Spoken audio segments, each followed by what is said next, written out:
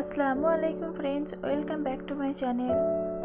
তো আজ আমি কিছু রূপোর জিনিস কিভাবে নতুনের মতো চকচকে করে তুলবেন শুধুমাত্র ঘরোয়া উপকরণ দিয়ে খুবই সহজ আর খুবই ইজিভাবে তৈরি করে নিতে পারবেন একেবারে নতুনের মতো।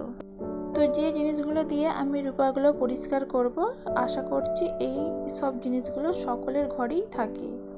তো চলুন দেখে নিই।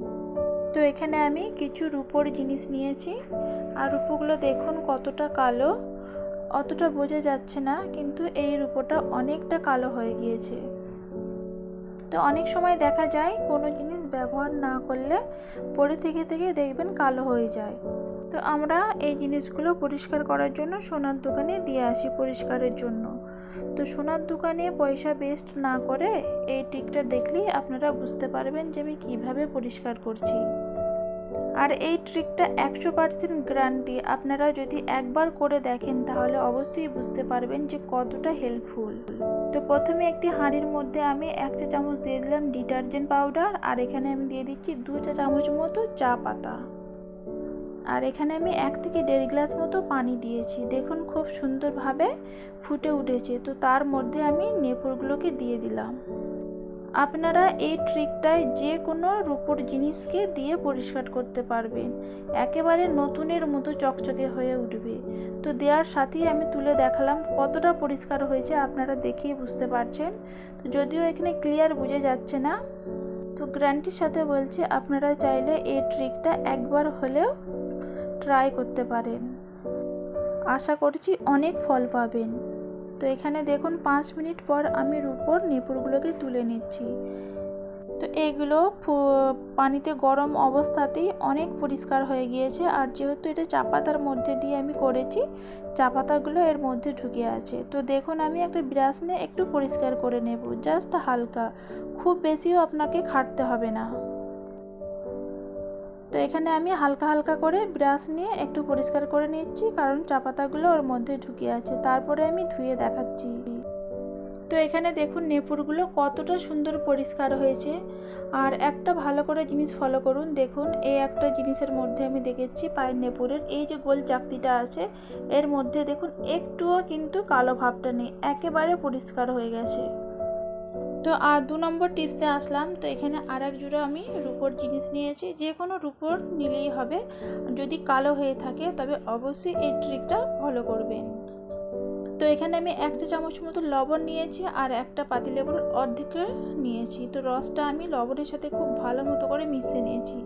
এটা 2 থেকে 3 মিনিট এভাবে করলেই দেখবেন রূপো একেবারে ঝকঝক করছে।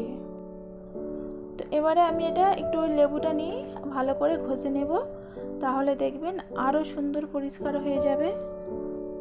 তো এই রেজাল্টটা আমি অনেক ভালো ফল পেয়েছি, তো এই জন্য আপনাদের সাথে শেয়ার করলাম। আপনারা একবার হলেও এই ট্রিকটা বা টিপসটা ফলো করতে পারেন। তো এবারে দেখুন আমি ধুয়ে দেখাচ্ছি। তো এই নেপুরগুলো একেবারে নতুনের মতো পরিষ্কার হয়ে উঠেছে। আপনারা ফালতু পয়সা ওয়েস্ট না করে এভাবে বাড়িতেই পরিষ্কার করে নিতে পারেন, শুধুমাত্র ঘরে থাকা কিছু উপকরণ দিয়ে। তো এখানে আমি 3 নম্বর টিপসে আসলাম। তো এখানে আমি আর এক জুড়ি নূপুর নিয়েছি। তো এখানে আমি দেখুন কলগেট দিয়ে পরিষ্কার করে নেব, শুধুমাত্র কলগেট। তো এখানে আমি সাদা কলগেটটা নিয়েছি। এই কলগেটটা নিলেই কিন্তু রূপোর জিনিস বেশি চকচকে হয় আর খুব দ্রুত পরিষ্কার হয়ে যায়। তো এখানে দেখুন আমি একটা ব্রাশ নিয়ে খুব ভালো মতো করে হালকা হালকা করে রগড়ে নেবেন, আর 2 থেকে 3 মিনিট এভাবে রেখে দিলে আপনার রূপো হয়ে যাবে নতুনের মতো ঝকঝকে। তো ব্রাশটা নিয়ে আমি হালকা হালকা করে রূপোর মধ্যে খুব ঘষে নিচ্ছি। তো এবারে আমি দেখুন ধুয়ে দেখাচ্ছি, খুব বেশি সময় লাগছে না, 5 মিনিটের মধ্যেই আপনার রূপোর জিনিস একেবারে নতুনের মতো চকচকে হয়ে উঠবে। তো এই ট্রিক বা টিপসগুলো যদি আপনাদের কাছে একটুও হেল্পফুল মনে হয় তাহলে ভিডিওটিকে লাইক, কমেন্ট আর শেয়ার করে দেবেন। আর নতুন বন্ধু হয়ে থাকলে প্লিজ একটি লাইক করে চ্যানেলটিকে সাবস্ক্রাইব করে দেবেন। তো এখানে দেখুন আমি নূপুরগুলো একটু দেখিয়ে দিচ্ছি, কতটা চকচক করছে দেখেই বুঝতে পারছেন। তো এই নূপুরগুলোকে কিভাবে রাখবেন, তো ব্যবহার না করলেও চকচকে থাকবে। তো চলুন আজকে এটাও আমি দেখিয়ে দিই। তো ব্যবহার না করলেও আপনার রূপো একেবারে নতুনের মতোই থাকবে।